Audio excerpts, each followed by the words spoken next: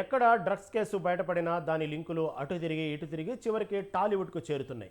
తాజాగా తెర మీదకు వచ్చిన బెంగళూరు రేవ్ పార్టీ వ్యవహారం టాలీవుడ్ను కుదిపేస్తుంది.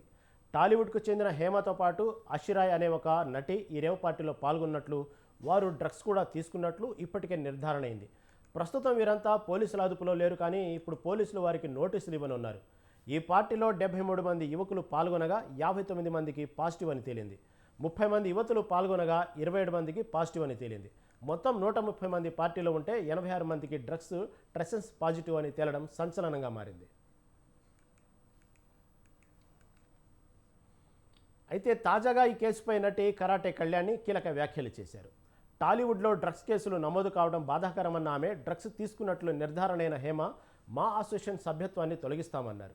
మంచు విష్ణు హైదరాబాద్ రాగానే హేమపై చర్యలు తీసుకునేలా ప్రయత్నం చేస్తామని కరాటే కళ్యాణి వెల్లడించారు. మరోవైపు నటి హేమ బెంగళూరు వెళ్లినట్లు ఆధారాలు వెలుగులోకి వచ్చాయి. మే 18 మధ్యాహ్నం హైదరాబాద్ నుండి బెంగళూరుకు వెళ్లారు. మధ్యాహ్నం 1:55 ఫ్లైట్లో శంషాబాద్ నుండి ఇండిగో విమానంలో బెంగళూరుకు బయలుదేరారు.